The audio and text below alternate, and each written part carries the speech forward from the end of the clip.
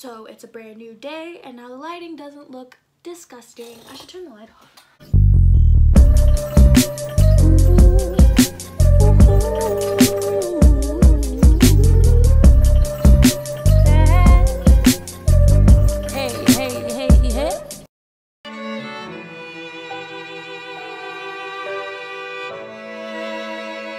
Hey guys! Hey guys, it's me Bridget and I'm back with another video. So today we are getting into part 2 of chapter 8 of Women Who Run with Wolves. The title of chapter 8 is Self-Preservation, Identifying Leg Traps, Cages, and Poisoned Bait. So yesterday I read the story to you guys and talked about the little orphan girl who had the handmade red shoes that she had made, which was the beginning of her introduction into her own wild and passionate inner life. And today we will be talking about the traps that she fell into through the story, which is why the story is helpful to us on our own journeys. Today is only going to be part 1 of the traps. There's actually 8 traps total, so we'll be going through 4 of them today, and then tomorrow will be the other 4, and the next day will be the conclusion of everything. So let's just go ahead and get into it. Before we get into it though, make sure that you go ahead and like this video because I really appreciate when you guys like my videos. Also, it lets me know that you guys are actually enjoying this whole series. So when you like these videos specifically, it lets me know to keep going with them. Because sometimes I doubt myself about whether or not these are interesting or not. So yeah, really liking these videos actually matters to me. Also, make sure you're subscribed to my channel and have your notification bells turned on so that you'll be notified when I come out with more videos, because this is actually a marathon and I will be doing these videos for the next 2 days after today. So 3 days, including today. You get what I'm trying to say. And also there's more chapters to this book in general, which I plan on going through with you guys. So make sure that you are subscribed and have the notification bell so that you'll be notified when more chapters come out and we can, you know, do this together. So let's just get into the traps of the red shoes. So the first trap is the gilded cage, the devaluing of life. In the book, Esty says, climbing into the old woman's gilded carriage here is very similar to entering the gilded cage. It supposedly offers something more comfortable, less stressful, but in effect, it captures instead. It entraps in a way that is not immediately perceivable, since guilt tends to be so dazzling at first. This happens to the best of us. It's happened to me so many times, and to the point where I fully recognize it when it's happening, and I think at this point in my life, I'm more on the side of seeing that it's happening and deciding whether or not I'm willing to go through it or like continuing to do it. But at least I'm seeing that it's happening, you know, it's growth. But you know, it happens anytime that like we get really passionate or involved, or even just take the first step into doing something that we've wanted to do for a really long time, and then something else sidetracks it. It's the reason why I've never been able to like stay consistent with YouTube, because every time I start getting consistent with it, something else comes into my life that distracts me or makes it feel like there's an easier route. I've been seeing this as a common topic amongst millennials, and that's just the decision between basically entrepreneurship and traditional paths in life. I think that in our generation, more than any other, entrepreneurship is pushed so hard and everyone is like looking to follow their dreams and create an entire legacy based on that. And I think that the pressure of just regular life and the fear of needing to take care of yourself and needing to like pay your bills and stuff like that often gets to us, and it's so much easier to put yourself in a position where you're reliant on everyone else. It just, in ways emotionally, although it may not be easier to actually work a 9-to-5 job, emotionally, a lot of times a 9-to-5 job or that type of security is very tempting emotionally, because it's security. It tells you that you won't have to worry about things for a little while, that you can live in luxury, and that you can go about your life and you'll be taken care of. And also that if you're not able to do those things, you have someone else to blame other than yourself. I think that it's so difficult sometimes when you have a dream that like takes being an entrepreneur and takes like being your own boss and telling yourself to do it, because then you have no one else to fall back on, you know? Like if my YouTube channel doesn't work out, I have no one to blame but myself. That's like a hard pill to swallow, and a lot of people don't want to swallow it. And I don't necessarily think everyone is meant to swallow it either, because there's also, I think there's some professions and there's some like ways of being that like it's just not everybody's path to need to be their own boss, and that's perfectly fine. But what I'm saying basically based on these traps is that I think oftentimes in life, through so many different areas, through girls being tempted to marry a rich man, or guys being tempted to marry a rich girl, or like distractions from if you're in school and being distracted from going to school and like wanting to party, just like so many different things that you can be right on the path of where you're passionate and where you know you need to be going, and then something will come and veer and distract you and turn you to do something else. And that's what this gilded cage is. It's the lure of something that looks super seductive and nice, but once you go to it, it's a distraction, and it keeps you from being able to do what you want to do. And if you get stuck in it, it can be a literal trap and keep you there forever.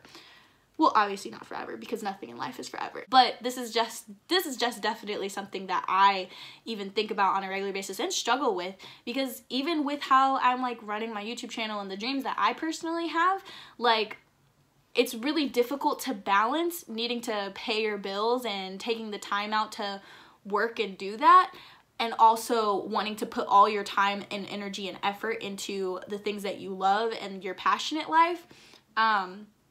Coming to a good relationship with your inner wild soul will create a balance of both of those things, but I think that the temptation for so many people is to just drop the passionate life and just go with whatever makes it comfortable, whatever makes it so that they're taken care of, because the fear in life constantly is that we won't be taken care of, although we always are for the most part. In the book, Estes says, "So imagine we are going down the road of our own lives in our handmade shoes, and a mood comes over us, something like this. Maybe something else would be better, something that isn't so difficult, something that takes less time, energy, and striving.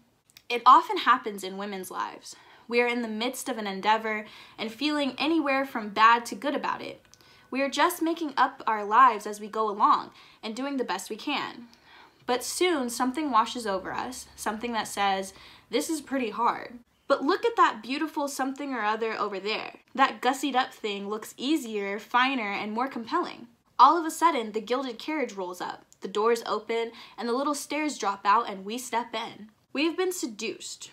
This temptation occurs on a regular and sometimes daily basis. Sometimes it is hard to say no. So we marry the wrong person because it makes our economic lives easier. We give up on the new piece that we're working on and go back to using the easier but old, tired out one we've been pushing around the floor for the last 10 years. We don't take that good poem to the finer than fine range, but leave it in its third draft instead of raking through it one more time. The gilded carriage scenario overwhelms the simple joy of the red shoes.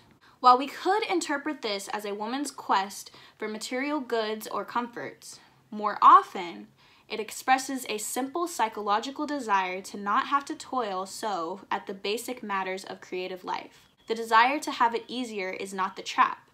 That is something the ego naturally desires. Ah, but the price. The price is the trap.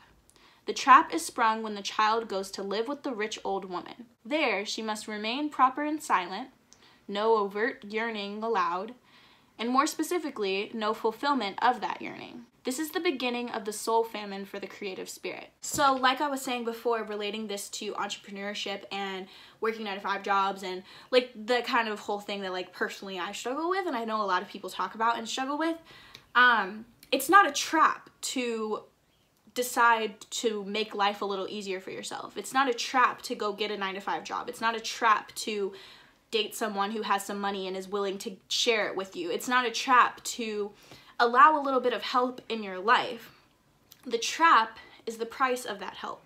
The trap is working a 9-to-5 job that sucks your soul dry to the point where when you come home, you don't even want to work on what you usually want to work on in your creative life, you know? The trap is having that person who is wealthier than you and is helping you out and makes you feel like you literally can't survive without them.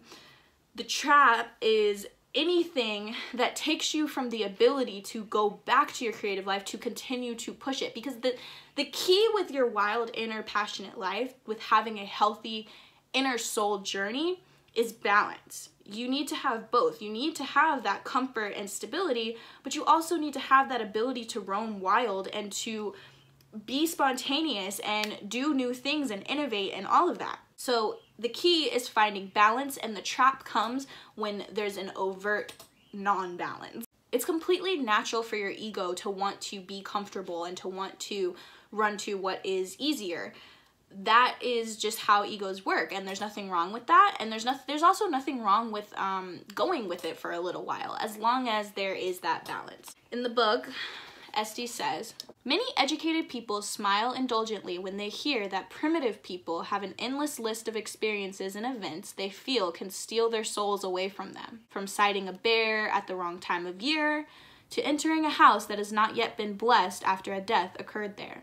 Though much in modern culture is wondrous and life-giving, it also has more wrong-time bears and unblessed places of the dead in a square block than throughout 1,000 square miles of outback. The central psychic fact remains that our connection to meaning, passion, soulfulness, and the deep nature is something we have to keep watch over. There are many things that try to force, sweep, or seduce away those handmade shoes. Seemingly simple things like saying, later I'll do the dance, planting, hugging, finding, planning, learning, peacemaking, cleansing, later. All are traps. I think that passage was so important because we all know that, like, there's many different cultures, such as like the Amish, who believe that you can't like take a picture without it stealing your soul, or superstitions like if you look into a broken mirror, you have bad luck for the next 7 years. While many of us don't take those things seriously, we also have inadvertently not taken seriously the things that actually do steal our souls. But unfortunately, those things are not as quantifiable as the superstitions that we believe in. Those things are personal to ourselves and are personal to our own experience. So many people say that social media is so wrong, and if you use it, it's stealing your soul and it's sucking you of life energy and stuff like that. That's not necessarily true. Social media is not always depressing. Social media is not always there to make you insecure.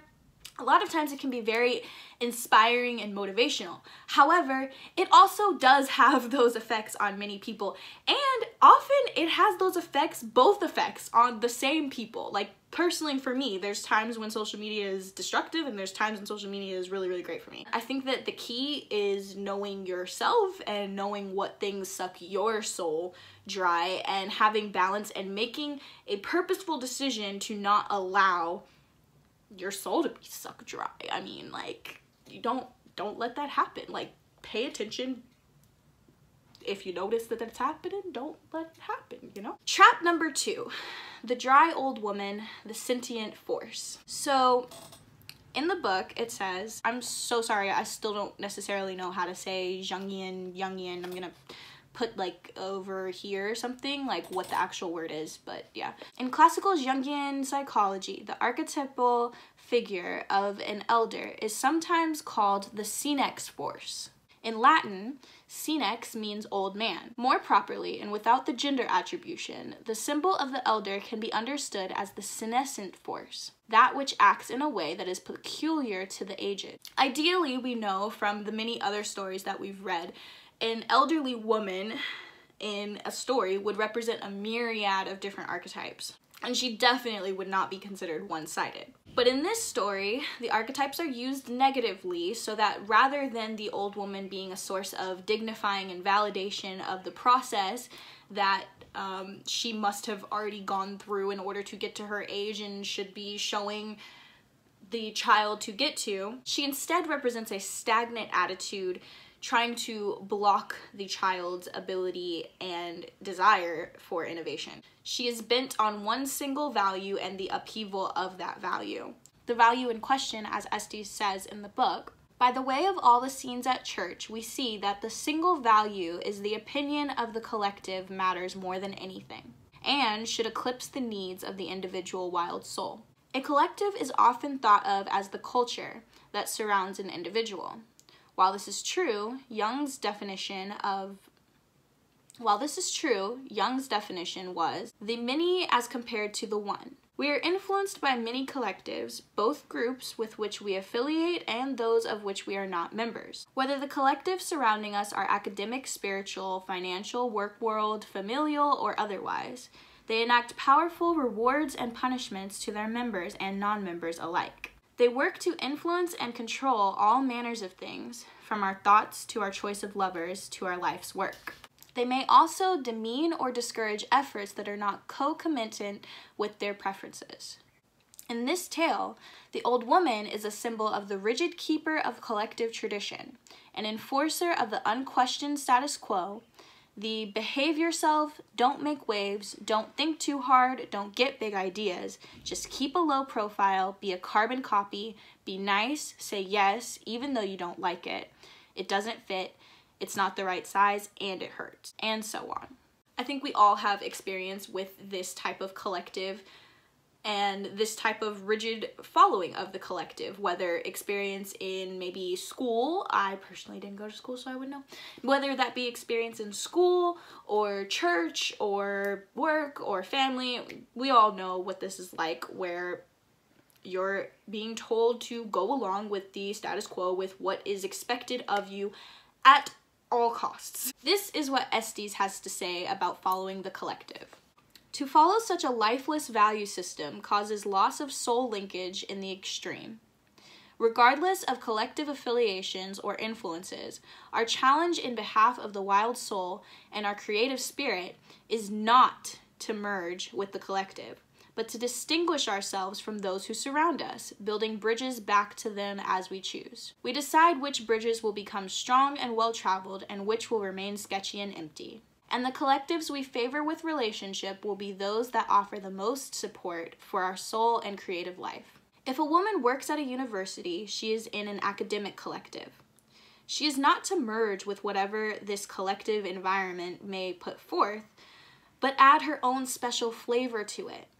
As an integral creature, unless she has created other strong things in her life to offset this, she cannot afford to deteriorate into one-sided peevishness, the I'll do my job, go home, come back kind of person. If a woman attempts to be part of an organization, association, or family that neglects to peer into her to see what she is made of, one that fails to ask what makes this person run, and one that does not put forth the effort to challenge or encourage her in any positive manner, then her ability to thrive and to create is diminished.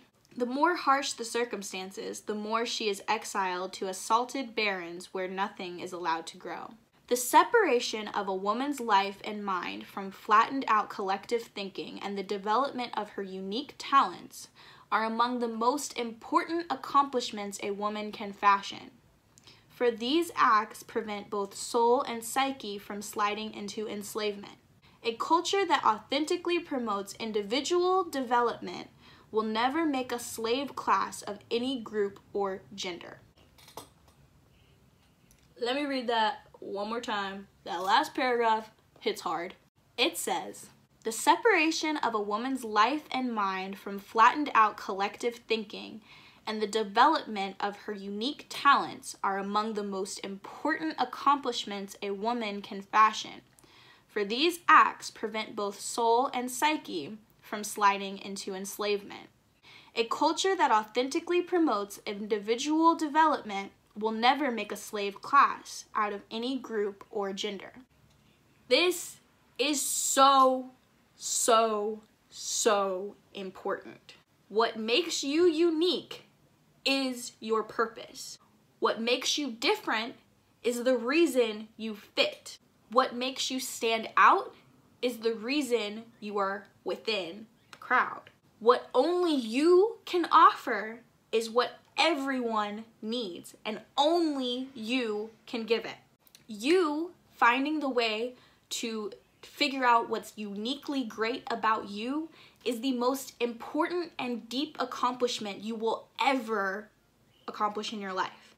And it is the most important and deep accomplishment that will ever impact the rest of the world. The world does not need any more of her or him or even me. We need more you. You are necessary, and no one can be you better than you. Finally, Esty says, if we remove ourselves from our real and passionate lives and enter the gilded carriage of the dry old woman, in effect, we adopt the persona and ambitions of the brittle old perfectionist. Then, like all captured creatures, we fall into a sadness that leads us to an obsessive yearning, often characterized in my practice as the restlessness with no name. Thereafter, we are at risk of seizing the first thing that promises to make us feel alive again. It is important to keep our eyes open and to carefully weigh offers of an easier existence, a trouble-free path, especially if, in exchange, we are asked to surrender our personal creative joy to a cremating fire rather than enkindling one of our own making. Trap number 3. Burning the treasure. Hambre de alma, soul famine.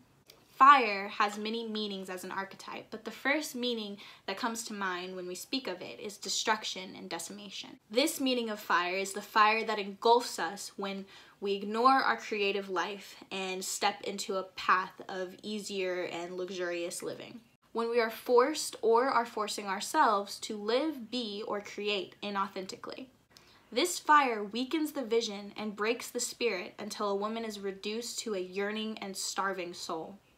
While the upside to this is that the starving soul triggers a need to find nourishment, the issue is the type of nourishment which the soul then runs after. Due to the lack of nourishment from before, the starved soul will take anything resembling a feeding.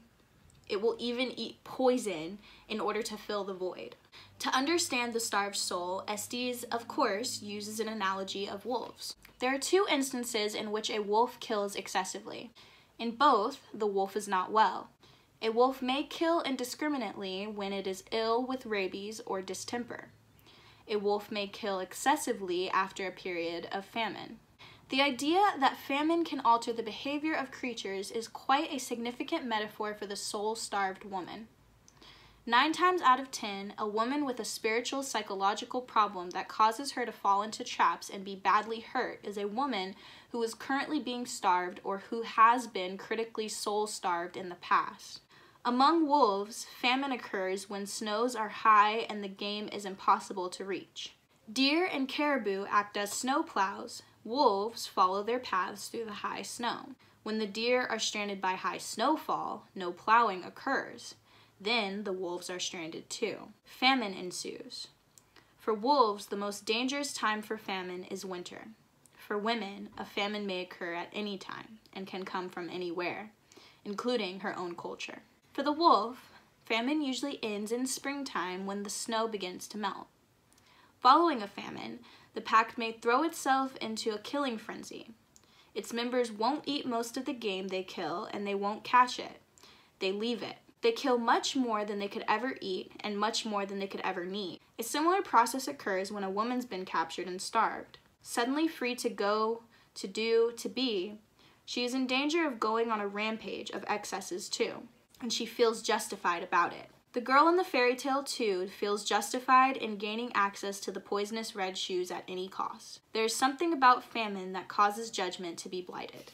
So when the treasure of a woman's most soulful life has been burned to ashes, instead of being driven by anticipation, a woman is possessed by voraciousness. So for instance, if a woman wasn't permitted to sculpt, she may suddenly begin to sculpt day and night, lose sleep, deprive her innocent body of nutrition, impair her health, and who knows what else. Maybe she cannot stay awake for a moment longer, so she reaches for the drugs, for who knows how long she will be free. Hambre del alma is also about starvation of the soul's attributes, creativity, sensory awareness, and other instinctual gifts. If a woman is supposed to be a lady who sits with her knees kissing only each other, if she was raised to keel over in the presence of rough language, if she was never allowed to drink anything but pasteurized milk, then when she is freed, look out. Suddenly, she may not be able to drink enough of the slow gin fizzes. She may sprawl like a drunken sailor, and her language will peel the paint off the walls. After famine, there is a fear one will again be captured one day. So, one gets while the getting is good. Overkill through excesses or excessive behaviors is acted out by women who are famished for a life that has meaning and makes sense for them. When a woman has gone without her cycles or creative needs for a long period of time, she begins a rampage of you name it.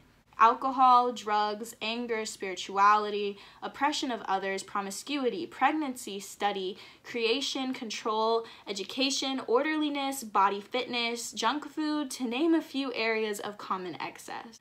When women do this, they are compensating for the loss of regular cycles of self-expression, soul expression, and soul satiation. Women have to make up for lost time. This completely makes sense. It's the same way that animals act, and we are animals, so we act the same. I think we often see this throughout society. There's many people who live on different levels of extreme, and I don't think it's something that anyone can judge. I don't think you can necessarily point someone out and say they're going through this, because everyone's different, but at the same time, I know I've been through this personally, and it's not a fun place to be in, and when you come out of it, you definitely recognize what was going on in the first place. The book says, "The starving woman endures famine after famine. She may plan her escape, yet believe that the cost of fleeing is too high, that it will cost her too much libido, too much energy. She may be ill-prepared in other ways too, such as educationally, economically, spiritually. Unfortunately, the loss of treasure and the deep memory of famine may cause us to rationalize that excesses are desirable. And it is, of course, such a relief and a pleasure to finally be able to enjoy sensation, any sensation." I think we've all been through this. I think that just like everyone else, I personally have a soundtrack that plays 24/7 through my mind, which has 101 reasons why every single thing I ever want to pursue in life is wrong, based on what such and such told me in the past, or what I read is undesirable, or blah blah blah blah blah blah blah blah. I think everyone goes through this. Trust me, that's what the feeling of anxiety is. I've dealt with anxiety for my entire life, basically, especially through my teen years, my like early-ish teen years through my early 20s. I have dealt with really strong anxiety, and I recognize now that that strong anxiety comes from a place of wanting to go after my dreams and feeling either trapped by my environment or trapped by myself. Both can be equally as difficult to escape. Once you leave the trapped environment of a toxic relationship or place you're living, or place of study, or just opportunity in your life, whenever you leave toxicity, going back into your normal life, that toxicity still lingers in your mind, and oftentimes you can be trapped within your own mind from it. Esty says, "A woman newly freed from famine just wants to enjoy life for a change. Her dulled perceptions about the emotional, rational, physical, spiritual, and financial boundaries required for survival endanger her instead. For her, there is a pair of poisonous red shoes glowing out there somewhere. She will take them wherever she finds them. That is the trouble with famine. If something looks like it will fill the yearning, a woman will seize it, no questions asked." On to the fourth and final trap of this video. Trap number 4 is injury to basic instinct, the consequence of capture. In the book it says, etymologically, the word instinct derives from the Latin instinguere, meaning impulse, also instinctus, meaning instigation, to incite or impel via an innate prompting. The idea of instinct can be valued positively as an inner something that, when blended with forethought and consciousness, guides humans to integral behavior. A woman is born with all instinct intact. Although it may seem that all of the girl's worries and problems are taken care of by her new luxurious and gilded future, we now know through this story that any type of immediate and quick solving of problems that we don't have any part of making happen can often causes a cessation of any type of striving. A cessation of striving causes a cessation of the inner life. Who needs an inner life if you don't have to work for anything? You don't need to have any inner turmoil when you don't have to have any inner striving when you don't have to strive for anything. When this occurs and there's no effort to stop it or stand in the way, the next trap is depression, and that depression is deadening to the inner instincts. In the book it says, through wildlife studies of various species of captive animals, it was found that no matter how lovingly their zoo plazas are constructed, no matter how much their human keepers love them, as indeed they do, the creatures often become unable to breed, their appetites for food and rest become skewed, their vital behaviors dwindle into lethargy, sullenness, or untoward aggressiveness. Zoologists call this behavior in captives animal depression. Anytime a creature is caged, its natural cycles of sleep, mate selection, estrus, grooming, parenting, and so forth deteriorate. As the natural cycles are lost, emptiness flows. The emptiness is not full, like the Buddhist concept of sacred void, but rather empty, like being inside a sealed box with no windows. So too, when a woman enters the household of the dry old woman, she experiences lack of resolve, miasma, ennui, simple depressions, and sudden anxiety states that are similar to the symptoms animals display when they have been stunned by capture and trauma. Too much domestication breeds out strong and basic impulses to play, relate, cope, rove, commune, and so forth. When a woman agrees to become too well-bred, her instincts for these impulses drop down into her darkest unconscious, outside her automatic reach. She is said then to be instinct injured. What should come naturally comes not at all, or after too much tugging, pulling, rationalizing, fighting with herself. This part hits really deeply to home for me.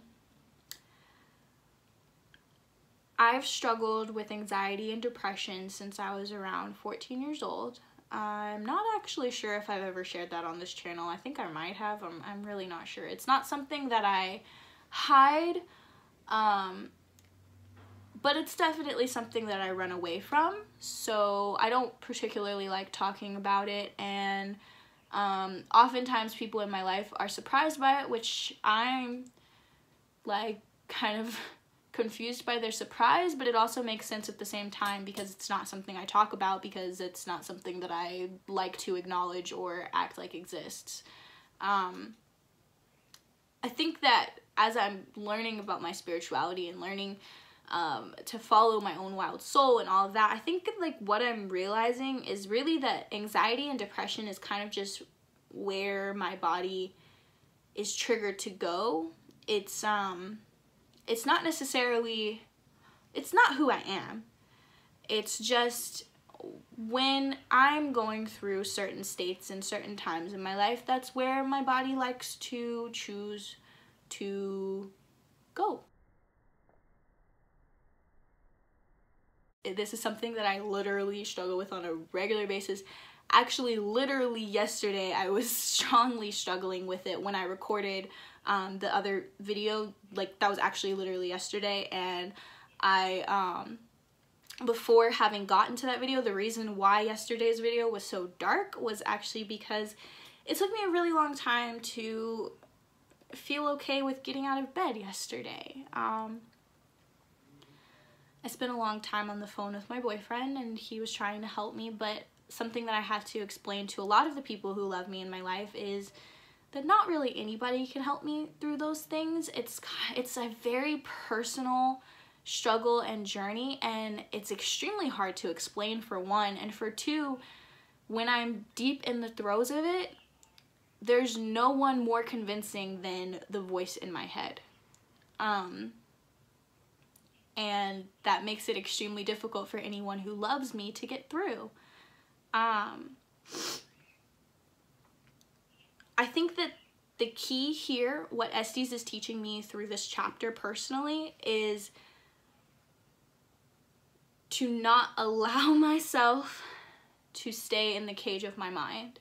that it is a cage of my mind and that I have the ability to be stronger than it. That's what I had to tell myself yesterday. I did my makeup hours and hours before I filmed yesterday and still couldn't get myself to the point where I was able to film. So it's a struggle, it's a journey, it's hard. Like, trust me, of all people, I understand it, and I would love to share more with you guys and talk more with you guys about it, because I think that talking about it really helps. I think as much as I don't like to talk about it, as I don't like to open up about this, I think that it really would help if I do. And what's funny about it is I don't know.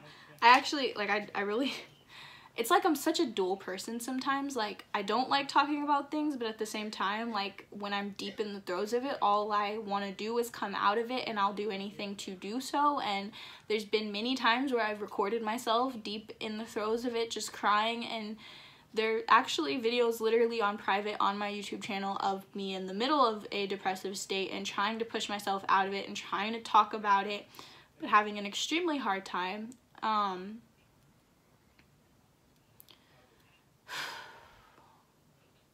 This is a difficult journey, but it is one that we can overcome. And I think that the first step is having hope that you will not be a feral woman forever, that you will not be starving for soul life forever.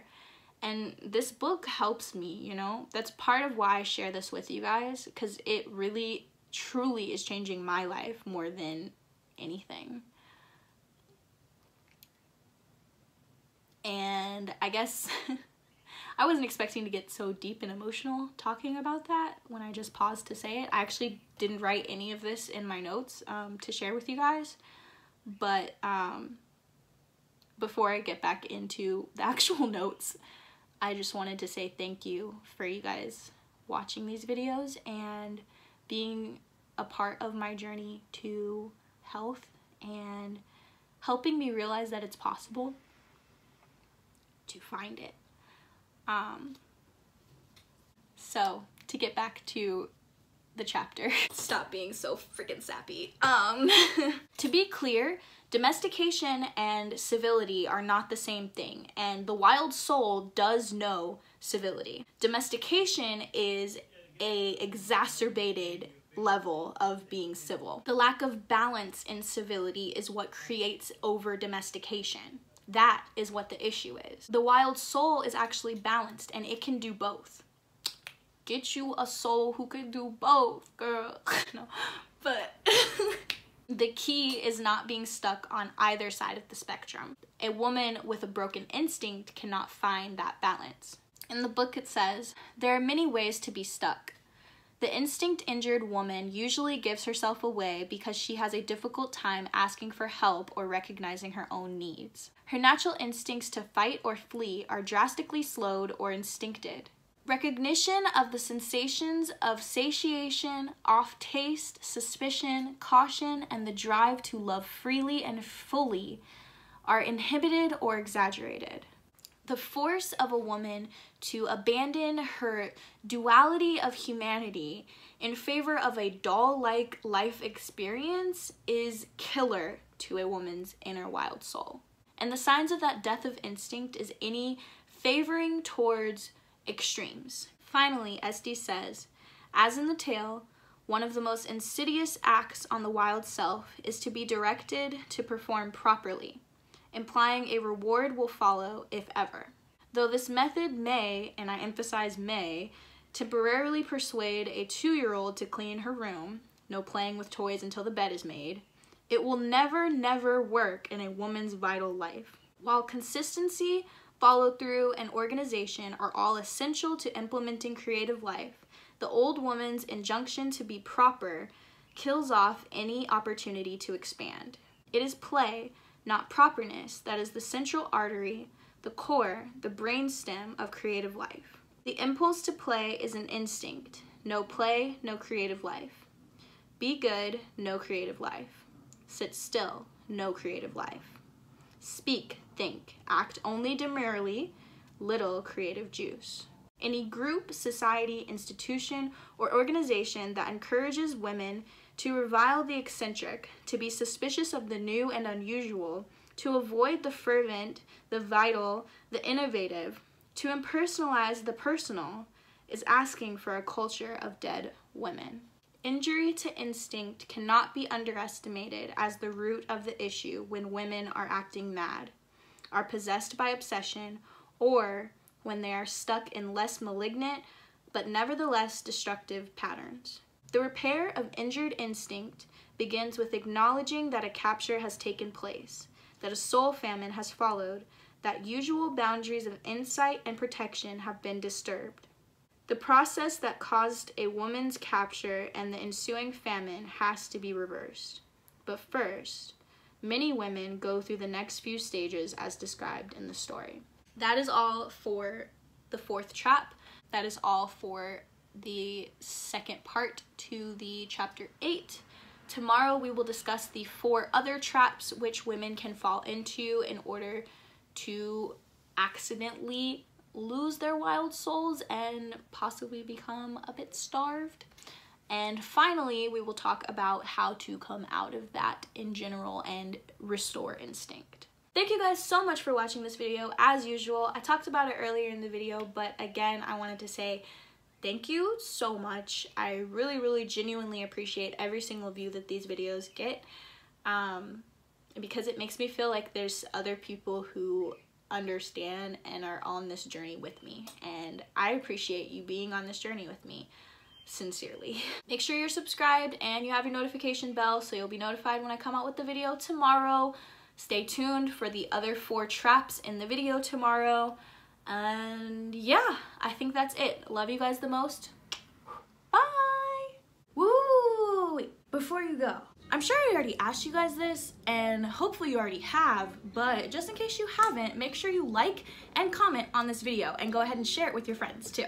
If you guys enjoyed that video and would like to continue to hang out with me, go ahead and follow my Instagram, yo! I post on there way more often than I do YouTube, and I also respond to my DMs so we could be real friends in like real life, you know? Go ahead and subscribe to my channel, and if you're looking for more stuff to watch, this was my last video and I think you'd really like this video right here, so check it out. I'll be waiting. Go ahead and click whenever you're ready. I'll be waiting. Okay, hopefully you've clicked now. Bye.